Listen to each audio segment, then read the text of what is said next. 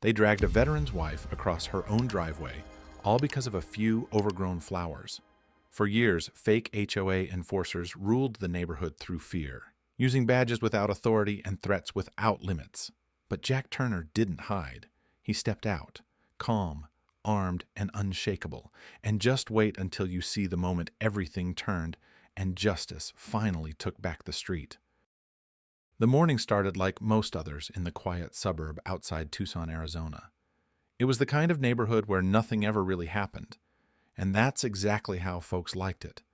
The lawns were clipped with military precision, the driveways were pressure-washed weekly, and every house looked just a little too similar, like a planned reality where disorder wasn't welcome. Jack Turner stood in his open garage, a man of habit in a world that rarely surprised him. He was cleaning the rifle he'd owned since his service days, an M4 carbine, now civilian legal and mostly used for target practice at the range. He wasn't polishing it out of paranoia. For Jack, it was ritual, something calming, familiar, a way to stay sharp, even years after he'd left the Marines. He was the kind of man who believed in quiet strength, the type who shoveled the neighbor's sidewalk without needing a thank you, who fixed things before anyone knew they were broken. His wife, Emma, called from inside the house. "I'm checking the mail," she said casually. Jack gave a nod without looking up. They had done this dance 1,000 times, but this time she didn't return. What broke the silence wasn't the sound of footsteps or a door closing. It was a scream. Not sharp like in the movies, but raw, panicked, human. Jack dropped the cloth and sprinted outside, instincts overtaking thought. What he saw stopped him cold. Two men, big, broad, outfitted in black tactical-style gear with no official markings, had Emma by the arms. One of them was pulling her by the hair, forcing her down onto the gravel at the edge of their property. The other had what looked like a stun device in one hand and a clipboard in the other. They weren't police. They weren't even private security. But they wore laminated badges clipped to their shirts. Jack could barely make out the words, HOA Enforcement Division. One of the men shoved Emma back against the side of their stucco wall. Her coffee had spilled across her dress. Her bare knees were scraped from the gravel. "Violation of Article 4, Section 2, the clipboard guy barked. "Overgrowth on the easement, unauthorized flora outside standard guidelines." Emma stammered, dazed. "What are you talking about? They're just flowers." "Petunias. The same ones she'd planted every spring. A little wild around the edges, sure, but beautiful. Hers." The taller man pointed at the flower bed like it was contraband. "You've been warned in writing. Non-compliance triggers enforcement." His tone wasn't angry. It was bored, like he was talking about trash bins, not dragging a woman across her own driveway. Neighbors peeked out from behind curtains and blinds, frozen. No one stepped outside. No one said a word. Jack's hands clenched. He wanted to act, to move, but his military instincts held him in place. Assess, understand, stay sharp, don't rush. But this wasn't war. This was his street, his home, his wife, and she was being manhandled over gardening code. The absurdity didn't soften the rage. It amplified it. These weren't just overstepping bureaucrats. They were impersonating authority, using the illusion of power to humiliate. Jack took a step forward. "Let her go," he said, voice calm but low, controlled. One of the men turned slightly, gave him a once-over. "This doesn't concern you, sir. Stay where you are." Jack didn't answer. He didn't blink. The moment passed. They let Emma go. She crumpled onto the grass, breath shaky, eyes wide and unfocused. Without another word, the two men walked off, got into a matte black SUV with no license plate, and disappeared down the street like nothing had happened. Jack stood there for several seconds, unmoving. He didn't go after them. Not yet. He crouched beside Emma, touched her hand gently. She was trembling. "I didn't know," she whispered. "They said they were allowed." Jack looked out toward the street. His mind wasn't racing, it was focusing, narrowing. He had seen men like that before. Not in uniform, not in training, but in places where power wasn't questioned, just Used. He wasn't afraid of them, but they had crossed a line, and Jack Turner wasn't the kind of man who let things slide when lines got crossed. Every neighborhood has rules. But in this corner of southern Arizona, the rules had become something else entirely. The Homeowners Association, known simply as the HOA, wasn't technically law, but in this community, they acted like it. With polished office spaces, printed regulations, and just enough legal jargon to make ordinary people feel like stepping out of line meant real consequences. At first, they sent letters. Then came the citations, and eventually, the visits. Jack Turner had watched it all unfold over the years. New neighbors would move in, plant the wrong trees, repaint the door without permission, or, in one infamous case, hang up a wind chime. The HOA didn't argue. They enforced. Not with legal summons or city codes, but through intimidation. And somewhere along the way, they stopped using mail entirely. They started showing up in person, dressed in black polos, earpieces in place, printed badges swinging from necks.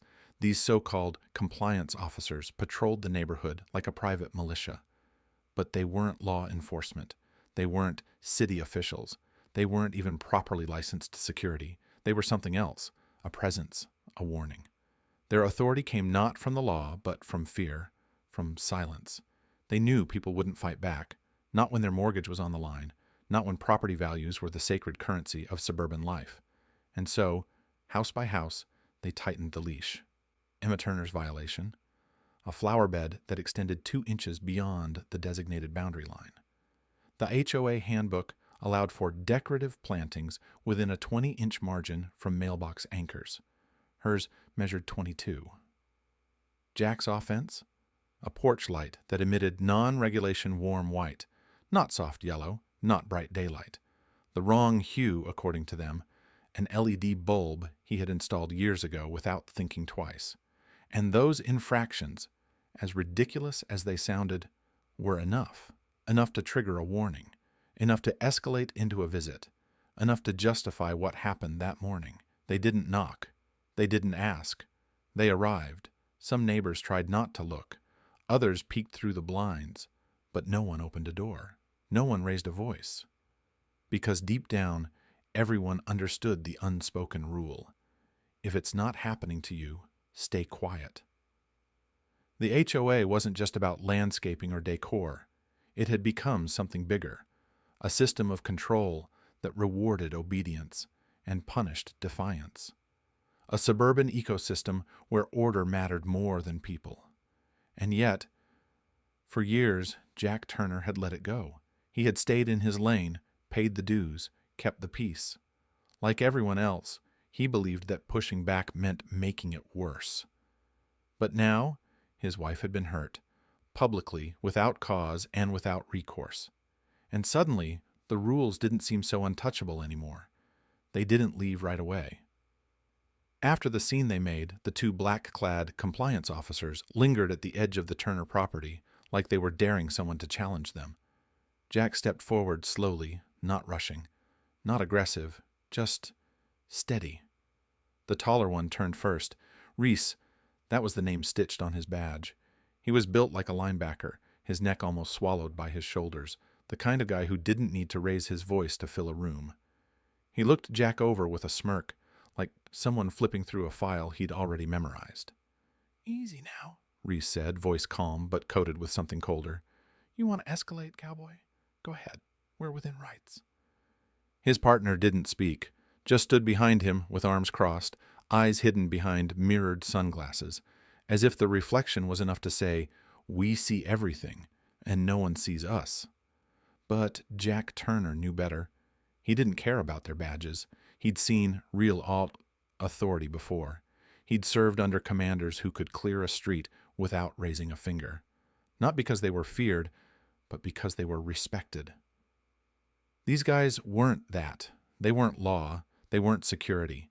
They were a uniform with no foundation, confidence built on the assumption that no one would question it. Emma was still sitting on the edge of the grass, her dress stained, knees scraped. She wasn't crying anymore. That made it worse. She was quiet, distant. Jack crouched beside her, gently touching her shoulder. She winced, not from pain, but from the shock still wearing off. "They said they'd come back," she whispered, barely audible. Jack leaned in. "Tomorrow, same time." He stood up slowly and looked across the lawn. Reese was already turning away, sauntering towards the black SUV idling at the curb, like nothing had happened, like it was just another stop on their morning route. Jack didn't call after them. He didn't raise his voice. But inside, something changed. There was a stillness that settled over him. Not blankness, focus. The kind that comes not from rage, but from clarity. The kind of focus that used to come to him before missions, before decisions that couldn't be undone. He didn't blink. He didn't breathe. Reese glanced back once before climbing into the passenger seat, as if sensing it. Like a dog feeling a shift in the weather it can't quite explain. The SUV pulled away, rolling down the quiet suburban street that suddenly didn't feel so safe anymore.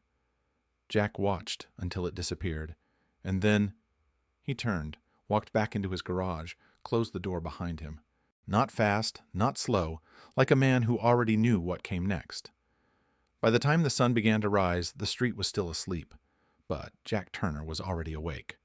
At 4:30 a.m., he stepped into the garage. The lights flickered on with a quiet buzz, revealing a space that looked more like an armory than a place for lawn tools. He walked straight to a metal cabinet in the far corner, the kind with a fingerprint lock and rubber-sealed edges. Inside was a hardshell case. He opened it carefully, like he had 100 times before. Inside lay his civilian version M4, pristine, maintained better than any part of the house. Clean lines, clean metal, no dust, no rust, just discipline in physical form. Jack didn't load it, didn't aim it. He wasn't planning to use it, but he wasn't planning to be ignored either. This wasn't about violence. It was about presence, about showing that authority worked both ways. By 8 a.m., they returned. Same SUV, same two men, Reese and his silent partner. This time, they weren't at Jack's house. They were 3 doors down, standing in front of Miss Lorraine's place, the oldest resident on the block. 82, widowed, lived alone except for her beagle, Henry. Jack saw them from his window. One of the men was pointing at a clipboard. The other gestured toward the dog bed on the front porch. Miss Lorraine, barely over 5 feet tall, was holding Henry's leash and nodding nervously. Jack didn't hesitate. He stepped outside. No rush, no noise. He walked with the kind of calm that made people pay attention. Across his chest, slung with deliberate care, hung the M4, unloaded, barrel down, no finger on the trigger. But it was there, and it changed everything. The air itself felt different, like the static before a storm. Neighbors peeked out from windows, curtains shifted. One phone was already filming. The two men looked up. Reese took a single step back. The silent one straightened, stiffened.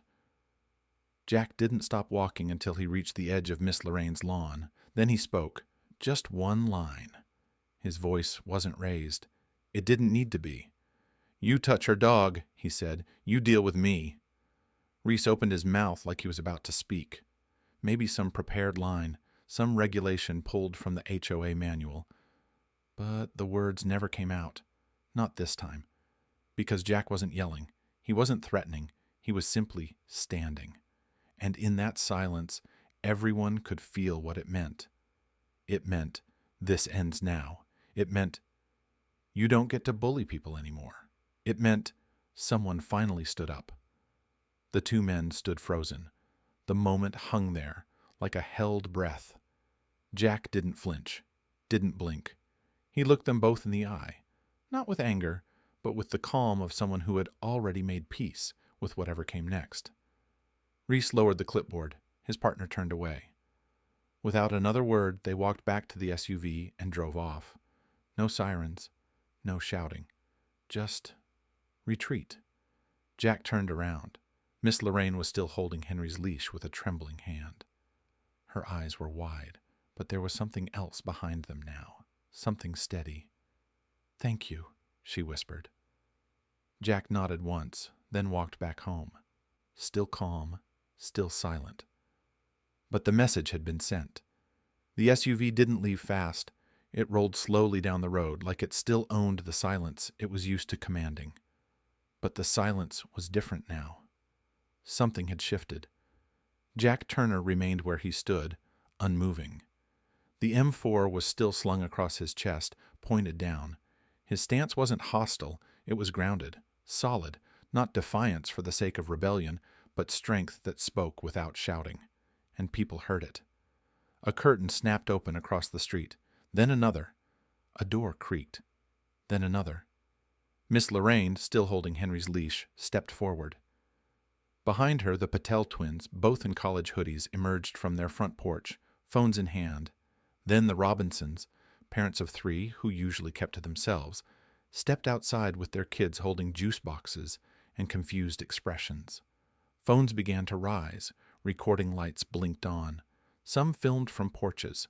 Others walked to the curb. Jack didn't move. He didn't need to. His presence alone said everything. That this wasn't a stunt. This wasn't theatrics. This was a line being drawn. The 2 men in black stood across from him. Reese shifted uncomfortably. The weight of attention, of finally being seen, was something he clearly wasn't used to. He reached for his radio like a reflex. Jack watched him calmly. "I'm not threatening you," Jack said. His voice was even, his tone clear. "I'm telling you, this ends now." It wasn't a challenge. It was a truth. Not just for the 2 enforcers, but for everyone watching. Reese's partner took a step back. His posture had changed. The false confidence had drained from his frame, replaced by something unfamiliar. Uncertainty. Reese muttered under his breath, trying to reclaim control. "This isn't over." But it was. He just didn't know it yet. Because this time, they weren't alone. This time the street was watching. Really watching. One by one, more neighbors appeared. A retired firefighter, a middle school teacher, a single mother with a stroller. People who had stayed quiet for months, some for years, suddenly stood in plain view. No one yelled, no one approached. But the message was crystal clear. We're done being silent. Someone, maybe Miss Lorraine, maybe someone else, whispered, "Finally." Not loud, but loud enough. It was the sound of something cracking open. A neighborhood waking up to its own voice. Jack turned his head slightly, scanning the line of faces now gathered. They didn't look angry. They looked awake. And in that moment, the HOA's greatest weapon, fear, had lost its grip. The men in black got back into the SUV. No clipboard this time. No smug remarks. No slow walk of authority. Just doors closing. Engines starting. And silence. The kind that comes when control slips away. The footage was online before Jack even made it back inside. A 30-second clip. No edits. No commentary. No music. Just a man standing tall with a rifle across his chest, saying, "You touch her dog, you deal with me." The caption, "Veteran defends wife from fake HOA cops." By noon, the video had been reposted on local neighborhood forums. By 2 o'clock, it hit Reddit. By 3, it was trending on multiple platforms. Hashtags started to circulate. #HOA overreach Turner standoff #. Stand with Jack news vans showed up before dinner. First, the local affiliates, then national networks, then the podcasts. Legal analysts, veteran advocates, housing rights activists. Everyone wanted the story. The angles varied. To some, Jack was a hero, a man who stood his ground for his family and his neighbors. To others, he represented a much larger question. What happens when unofficial power goes unchecked? But regardless of spin, the core stayed the same. A neighborhood had been quietly controlled for too long, and someone had finally pulled the curtain back. The HOA tried to respond, carefully worded statements, mentions of contracted enforcement partners, phrases like unfortunate misunderstanding and review of protocols. It didn't work. By the end of the day, their inbox was overloaded. Hundreds, then thousands of emails. Community members, journalists, attorneys, former residents who recognized the same tactics in other neighborhoods. And the so-called enforcers? Gone. The black SUV never came back.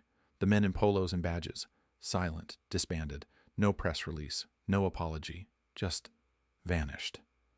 The HOA's lawyer quietly backed away from public comment. A privacy notice replaced their contact page. Social media accounts were set to private. But the damage had already been done, because it wasn't just a video anymore. It was a symbol of what happens when people stop accepting silence, of how quickly one voice can become thousands, when it's the right moment, with the right truth. Jack Turner didn't hear sirens. He didn't get a visit from officers. He didn't face charges. Instead, he received a phone call. It came from the Tucson Police Department. From the desk of the chief himself, the request was simple. "We'd like to speak with you, in person." Jack went alone, no lawyer, no press, just the calm certainty of a man who knew where he stood. The meeting wasn't long. The chief sat behind a clean desk, a single notepad in front of him. He offered Jack a firm handshake and asked only one question. "Did you ever raise the weapon?" Jack said no. He hadn't needed to, and the footage proved it. "You didn't point it at anyone," the chief said, folding his hands. "You stood your ground. You protected your wife, your neighbor, your community." Then came the pause, a quiet nod of respect. "Truth is," he added, "you did what we couldn't. Not officially, but what needed to be done." Jack didn't reply. He didn't need to. But outside those walls, the story was far from finished. The HOA board, now facing a media firestorm, tried to get ahead of the damage. A statement appeared on their website the next morning. "We were unaware of the behavior of a third-party enforcement vendor. These individuals were operating under a limited, temporary contract. They have been dismissed." But the internet has a long memory, and someone, no one knew exactly who, had leaked the emails. They weren't from a contractor. They were from HOA board members themselves, authorizing operations, approving uniforms, creating badge templates, the so-called rogue agents. They weren't outsourced. They were organized, directed, paid directly, illegally. And that changed everything. Local attorneys began assembling documentation. Former residents stepped forward with similar stories. Visits, fines, warnings that never came with actual city codes. By the end of the week, a class action lawsuit was filed. 14 plaintiffs at first, then 32, then more. Retirees, veterans, families, renters, different faces, same story. Quiet pressure that became outright coercion. It wasn't just about flowers or porch lights anymore. It was about boundaries crossed and finally consequences. The HOA's board tried to hold together. Emergency meetings, legal advisories, silent inboxes, but public trust doesn't survive behind closed doors because the court of law was just beginning. But the court of public opinion? That one had already passed its verdict. The folding chairs were lined up in perfect rows inside the community clubhouse. Fluorescent lights hummed overhead. The walls were beige. The air smelled faintly of brewed coffee and old paper. It had been a week since the video went viral. A week since the HOA enforcers disappeared. A week since the lawsuit had been filed. And now, it was time to decide what came next.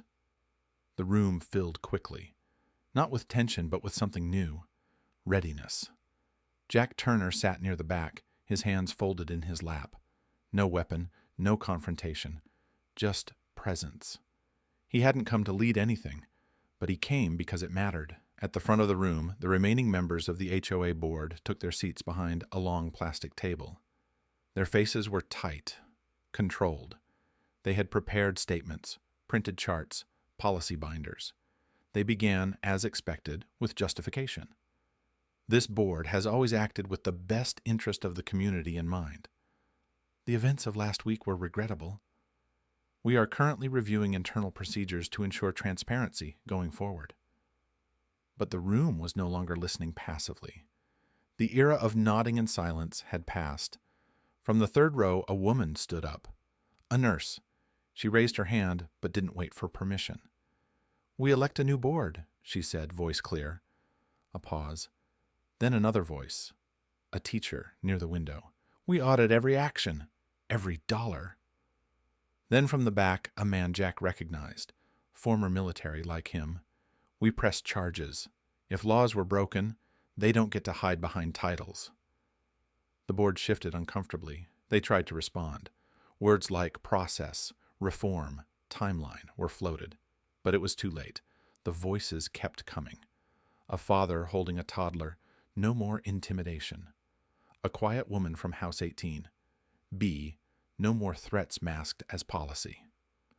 One by one they stood, not shouting, just stating, calm, composed, certain. For years these people had stayed quiet, afraid of late-night letters and silent visits. But now the silence had lifted, and what remained was a shared truth. Justice didn't come from above. It came from within, from the people who paid the dues, who lived on these streets, who raised their families here, and finally decided that safety didn't come from fear. It came from each other. The board said little after that. They packed up slowly, papers left behind. One by one, they walked out. By the end of the night, a volunteer committee had been formed. An election date was set. Independent auditors were invited. Legal representatives stayed behind to answer questions, this time on the residents' terms. And Jack? He walked home with Emma beside him. No noise, no headlines.